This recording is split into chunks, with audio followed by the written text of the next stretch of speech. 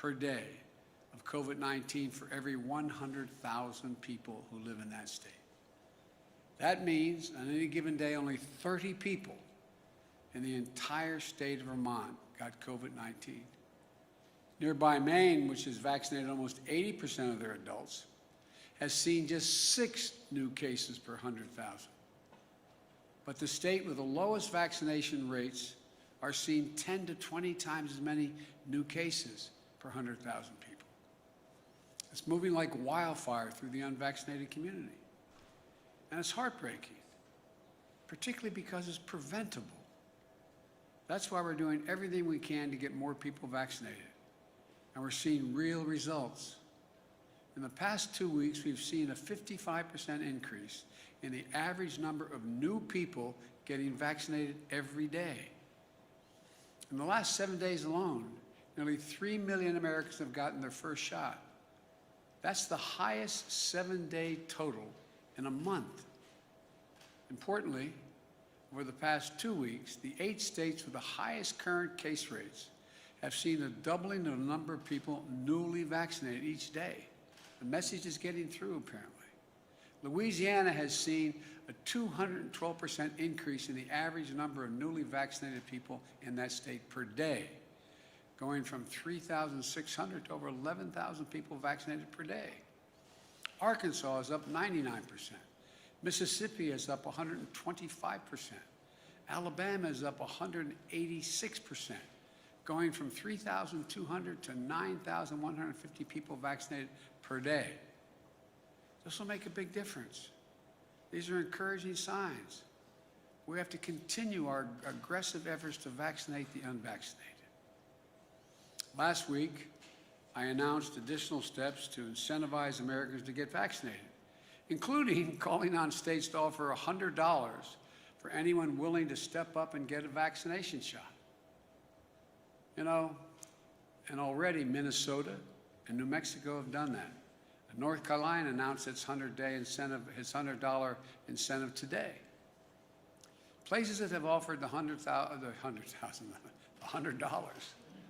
that'd be really good. I'd go back and get vaccinated 3 times.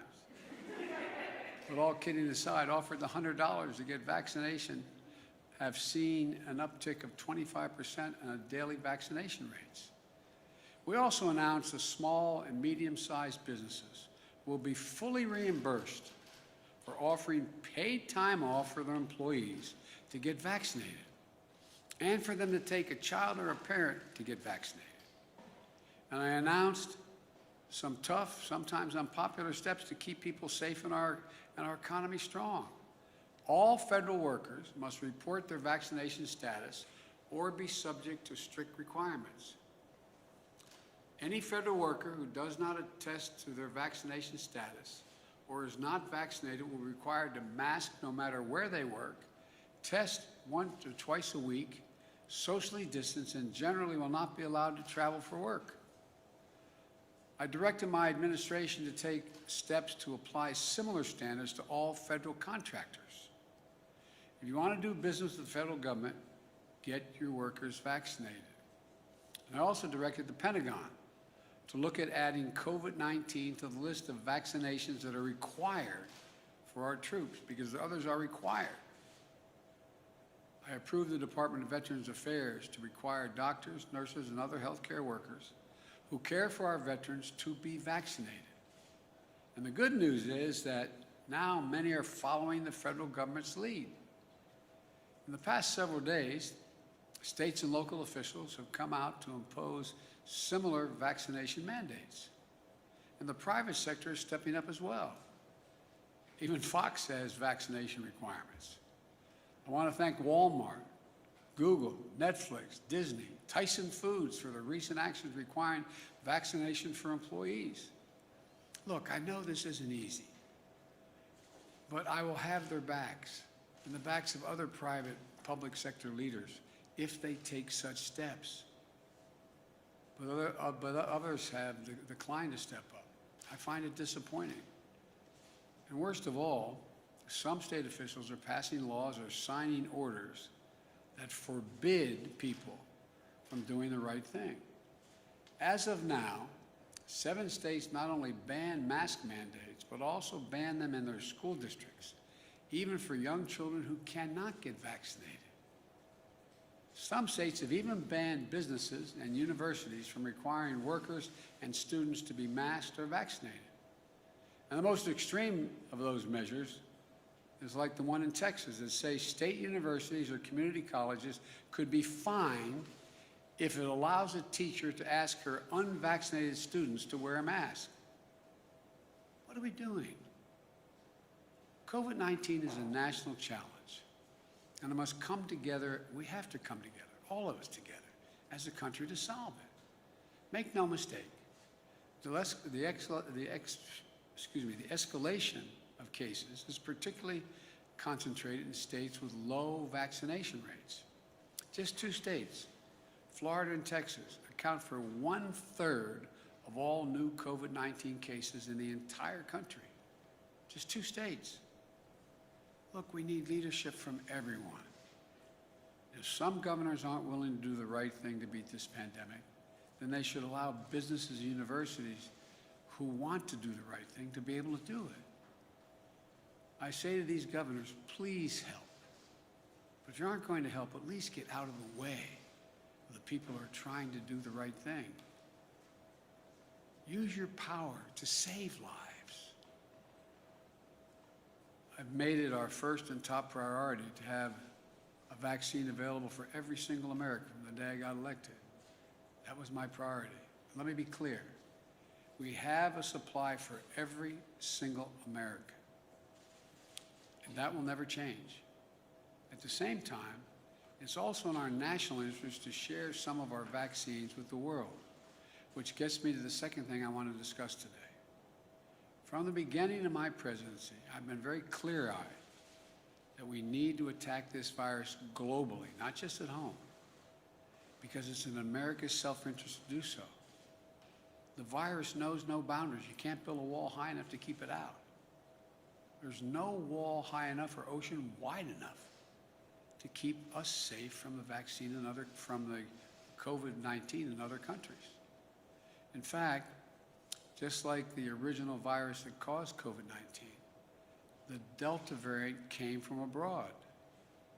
As long as the virus continues to rage outside the United States, potentially more dangerous variants could arrive at our shores again. We know that COVID-19 in other countries stifles economic growth, disrupts supply chains, risks instability and weakness of governments.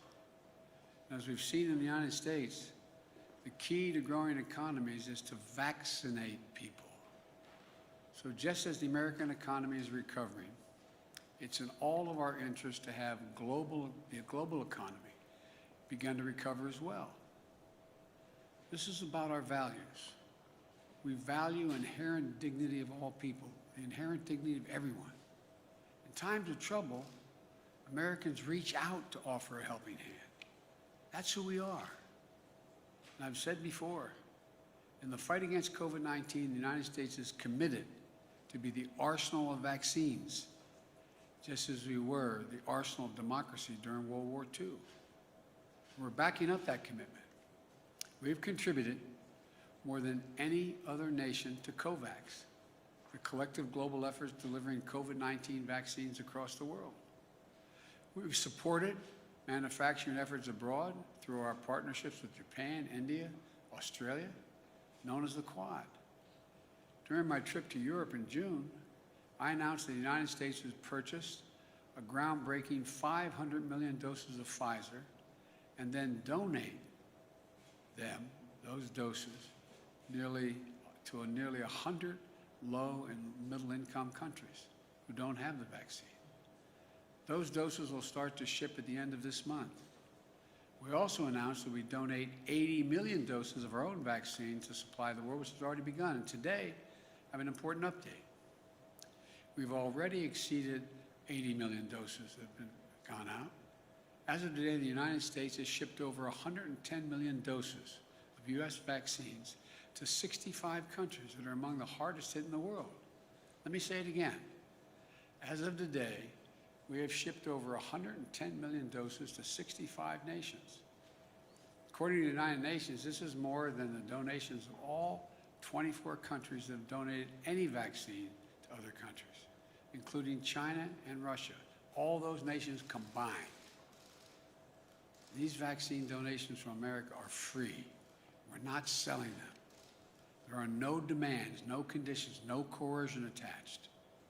And there's no favoritism and no strings attached. We're doing this to save lives and to end this pandemic. That's it. In fact, we're donating vaccines to countries that have real issues we have real issues with. And we'll continue to give tens of millions of the doses away across the summer and work to increase U.S. manufacturing and manufacturing of vaccines around the world as well. And it's not just vaccines. We're continuing to provide countries with, in need with more testing, protective equipment, and personnel to stem the surge of the virus. We've done it in India and elsewhere. Let me close with this. I've said before, in the race for the 21st century between democracy and autocracies, we need to prove that democracies can deliver. And the democracies of the world are looking to America to lead again in two ways. First, to demonstrate we can control this virus at home. And second, to show we can help address it around the world. Vaccinate America and help vaccinate the world.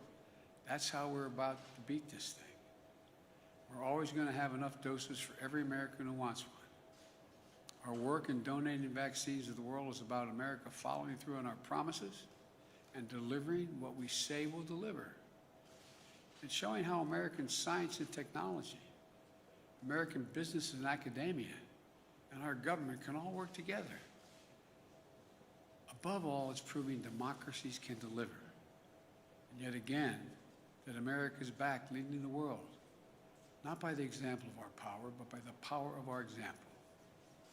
We still have a lot of work to do. So if you're unvaccinated, please, please, please get the shot. But just don't take it from me. Just read the news. Listen to the voices of the unvaccinated patients in the hospital. They're spending the most powerful message to their families and everyone around the world. A powerful message to everybody. As they're lying in bed, many dying from COVID-19, they're asking, Doc, can I get the vaccine? The doctors have to look in the eye and say, no, sorry, it's too late. Right now, too many people are dying, or watching a loved one dying and saying, if I just got vaccinated, if I just. Folks, this isn't about politics. The virus doesn't care if you're a Democrat or Republican. This is about life and death. Life and death. I can't say it any more plainly than this. The vaccine saves lives, and it could save yours or your child's. You know, I know we can do this. We're the United States of America. We're prepared like never before. We have the tools and the resources to save lives at home and around the world. This is who we are. This is what we do. This is why there's no nation like us on earth. Well, God bless you all, and may God protect our troops. And I'll take a few questions. Mr. President, I have a question for you on coronavirus, but first I'd like to start with the news of the day, given back in March you said that if the investigation confirmed the allegations against Governor Cuomo, then he should resign. So will you now call on him to resign, given the investigators said the 11 women were credible? I stand by that statement. Are you now calling on him to resign? Yes. And if he doesn't resign, do you believe he should be impeached and removed from office? Let's take one thing at a time here. I think he should resign. I understand that the state legislature may decide to impeach. I don't know that for a fact. I've not read all that data. And he's using a photo of you embracing him in his self-defense to say that these are commonplace kind of embraces that he made and the allegations against him. Do you condone that? Look, I'm not going to fly-spec this. I'm sure there are some embraces that were totally innocent. But apparently the Attorney General decided there were things that weren't. If I could ask you a question about the evictions. Why don't you come up and make a platform? No, thank you. On the evictions and the moratorium that lapsed on Saturday night, what is your strategy to prevent potentially millions of people from being evicted from their homes, given what we are told your administration is considering a targeted moratorium is likely to face legal challenges? Any call for a moratorium based on the Supreme Court recent decision is likely to face obstacles. I've indicated to the CDC I'd like them to look at other alternatives than the one that is in power in existence, which the court has declared they're not going to allow to continue. And the CDC will have something to announce to you in the next hour to 2 hours.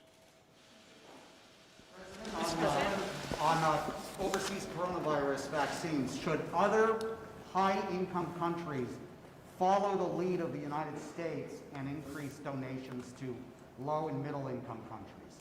I think those countries that have been able to cover their population and have the ability to provide either dollars and/or vaccine for the 100 or so poor nations that need help should do so. We had that discussion at the G7. A number of those countries said they were going to do that. Some have followed through. The point I was making is, though, I've kept the commitment, we've kept the commitment that we would do what we said, which is more than all the rest of the countries combined thus far. Mr. President, do you believe that Governor DeSantis and Governor Abbott are personally making decisions that are harming their own citizens? I believe the results of their decisions are not good for their constituents. And it's clear to me and to most of the medical experts that the decisions being made, like not allowing mask mandates in school and the like, are bad health policy. Bad health policy. Mr. President, I have a question about something that you just said. I'm sure you do. Thank you. You just said there's no wall high enough and no ocean wide enough to protect us from the virus.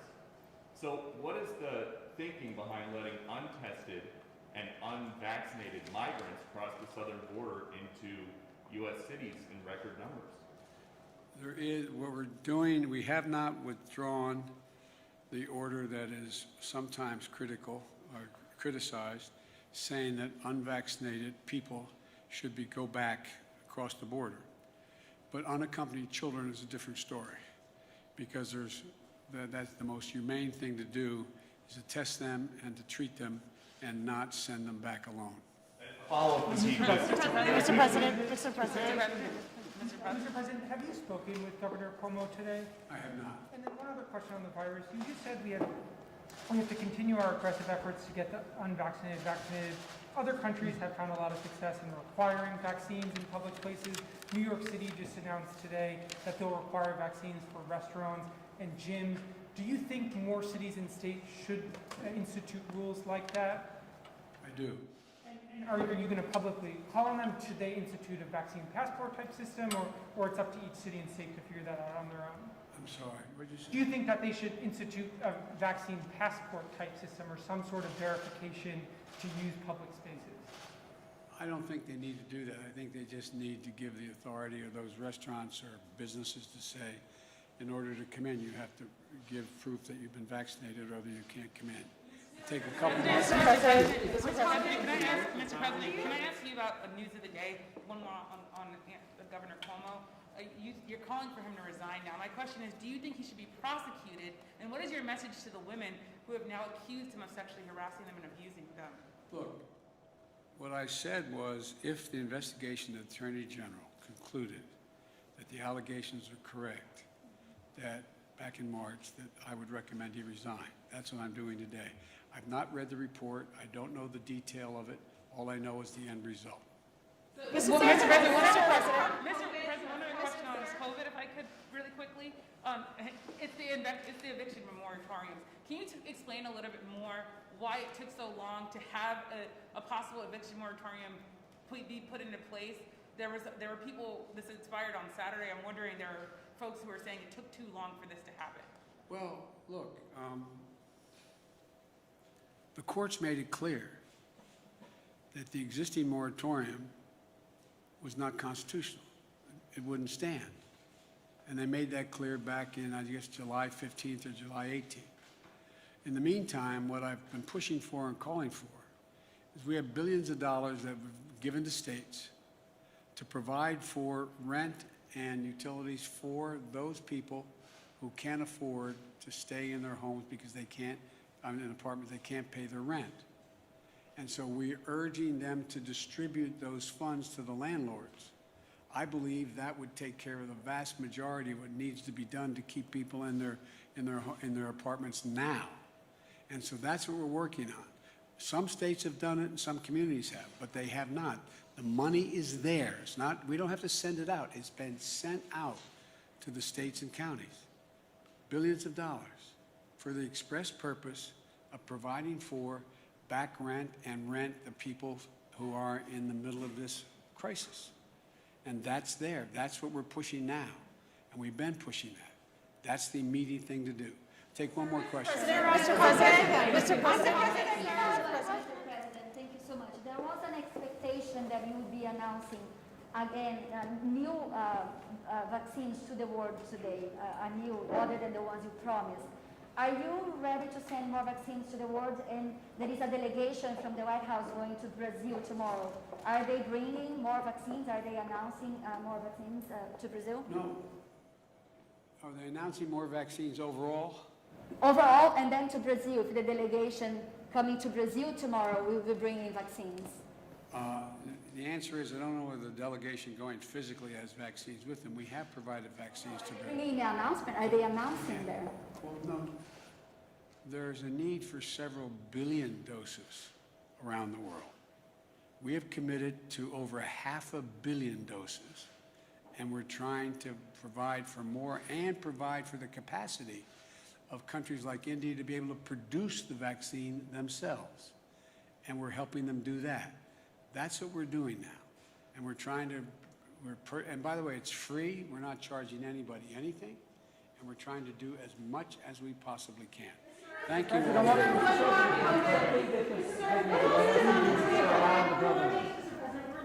that your administration is about to announce a new partial eviction moratorium, COVID-related. Can you tell us any more about that, and are you sure it's going to pass Supreme Court muster? The answer is twofold. One, I've sought out constitutional scholars to determine what is the best possibility that would come from executive action or the CDC's judgment. What could they do that was most likely to pass muster constitutionally? The bulk of the constitutional scholarship says that it's not likely to pass constitutional muster, number one. But there are several key scholars who think that it may, and it's worth the effort. But the present, the court's already ruled on the present eviction moratorium. So I think what you're going to see, and I want to make it clear. I told you I would not tell the Justice Department or the medical experts, the scientists, what they should say or do. So I don't want to get ahead. The CDC has to make this. I asked the CDC to go back and consider other options that may be available to them. You're going to hear from them what those other options are. I have been informed they're about to make a judgment as to potential other options. Whether that option will pass constitutional measure with this administration, I can't tell you. I don't know. There are a few scholars who say it will, and others who say it's not likely to. But at a minimum, by the time it gets litigated, we'll probably give some additional time while we're getting that $45 billion out to people who are, in fact, behind in the rent and don't have the money. That's why it was passed in the act that we passed in the beginning of my administration, and it went to the states. We were under the impression that the states were moving this money out relatively rapidly. So, for example, if I'm in an apartment, if you're in an apartment, and you're behind on 4 or 5 months' rent, and let's say your rent is $2,000 a month, I'm just making this up out of the blue, and you're behind, you need $10,000 to catch up. Hardly anybody has that $10,000. But there's money that the states have that can give to the landlord that $10,000 to the back rent. The future rent, it's unlikely, at least the hope is, since they have been made whole to that point, that they'd be inclined, because the economy is growing, inclined not to throw someone out in the street, keep that person, no guarantee, keep that person in the apartment, keep the kids in the same school district, and count on being able to have the opportunity for that person to be able, who may now be employed, to pay their rent. But in the meantime, I've asked that, is there any safety valve we can put in? And it's the one I explained to you. Again, CDC will announce that and the details of exactly how it works. I'm not telling, I told them I want them to take a look. I didn't tell them what they had to do. And my hope is it's going to be a new moratorium that in some way, and I'm not going to announce it now, let them announce it, in some way covers close to 90% of the American people who are renters. And so that's all I can tell you now. Thank you very much. What's the difference? Because it's a, let them explain that to you, okay? I don't want to get too far ahead. Thank you. President, is COVAX doing enough to get shots in arms?